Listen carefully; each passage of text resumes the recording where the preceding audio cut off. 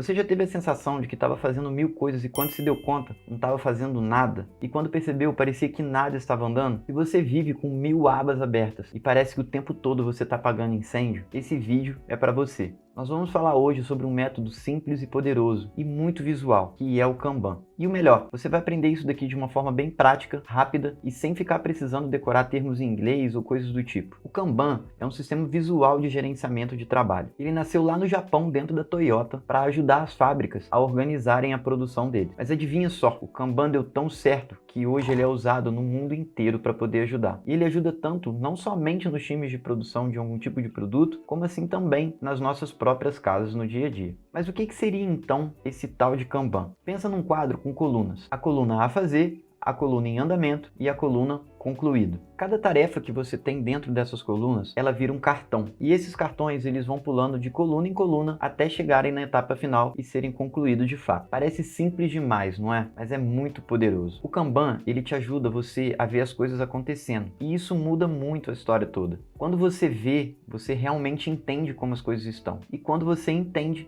você consegue melhorar essas coisas. É como se você quisesse organizar um guarda-roupa. Quando ele está muito bagunçado, parece que você não tem nada de roupa. Mas quando você organiza, você realmente vê que você tem roupa demais e que inclusive roupas que você nem lembrava ainda existem. Você só precisava enxergar no final das contas. O Kanban, ele te dá foco, visibilidade e controle. E principalmente te ajuda a limitar o trabalho que está em andamento. Pense que fazer 10 coisas ao mesmo tempo não é eficiência, é confusão. E com isso, a gente precisa entender um pouquinho mais sobre os princípios do Kanban. O Kanban não é uma receita pronta, ele se adapta a você e não ao contrário. Porém, eles têm princípios que são o coração de todo o método. O primeiro deles é: comece com o que você faz hoje. Não tenta revolucionar as coisas. Olha para o seu processo atual e siga ele. Aos poucos, você vai melhorando e aos poucos você vai começando a ver esse ganho de produtividade. O segundo deles é: concorde em buscar melhorias evolutivas e incrementais. Não existe esse negócio de virar a mesa. A ideia é ajustar o sistema aos poucos, mas só que de forma contínua. O terceiro princípio é: respeite os processos, papéis e responsabilidades atuais. Você não precisa mudar a sua equipe ou seus cargos para poder aplicar o Kanban. O quarto e o mais importante dos princípios é incentivar a liderança em todos os níveis. A melhoria, ela não é papel só do chefe, ela é papel de todo o time. E no final das contas, todo mundo tem espaço para poder contribuir. Indo um pouco mais adiante, como você acha que você pode montar um quadro Kanban? Você pode fazer de diversas formas, seja colando num quadro na parede, usando ferramentas como Trello, Gira, Notion, Azure Boards, não importa. Todos os modelos vão acabar seguindo o mesmo padrão, que são aquelas 3 colunas que eu falei logo ali em cima: o to do, o doing e o done, ou seja, a fazer, em andamento e concluído. Cada tarefa virando um cartão, você move ela de uma fila para outra e assim vai fazendo consecutivamente. Parece simples demais explicar isso, mas é isso que é o legal de toda a história. Quanto mais simples for, mais claro é e melhor é o fluxo. E quanto mais claro for, menor é a confusão que você pode acabar fazendo no dia a dia. O Kanban, ele tem um segredo que cola por trás dele o tempo todo e que pouca gente às vezes acaba dando importância para isso, que é o limitador WIP, ou nada mais é do que você limitar o trabalho em progresso, que é o Work in Progress. O Kanban ensina que para você ser mais eficiente, você precisa limitar o seu trabalho em cada etapa, ou seja, você precisa limitar a quantidade de coisas que você faz ao mesmo tempo. O ideal é que cada etapa ou cada pessoa faça somente uma coisa e não várias coisas ao mesmo tempo. É como se você estivesse dizendo para você o tempo todo: calma aí, eu vou terminar isso daqui primeiro e daqui a pouco eu continuo fazendo isso daqui. Se você tentar fazer tudo ao mesmo tempo, você acaba fazendo tudo pela metade e isso gera um enorme problema para você. Mas se você limita esse WIP, você consegue focar, entrega o que é necessário e melhor ainda, entrega com qualidade. Outra coisa que é muito importante no Kanban é você conseguir medir e metrificar tudo aquilo que está acontecendo. Como eu falei, o Kanban, ele é muito visual, só que também ele é muito analítico. Ele ajuda você não só a entender, mas também a medir o seu ritmo de trabalho. Uma dessas formas de medir, e é bem legal, é o chamado lead time. Ela mede desde o momento em que o card entrou até o momento em que ele foi concluído. Uma outra métrica que é bem parecida é o cycle time. O cycle time, ele mede o momento em que a tarefa iniciou até o momento em que ela foi terminada. Existe uma pequena diferença entre o lead time e o cycle time que as pessoas acabam confundindo muito. Lembra que o lead time, ele é o momento em que ela foi criada, ou seja, o momento em que ela entrou no quadro, lá na tarefa a fazer, até o momento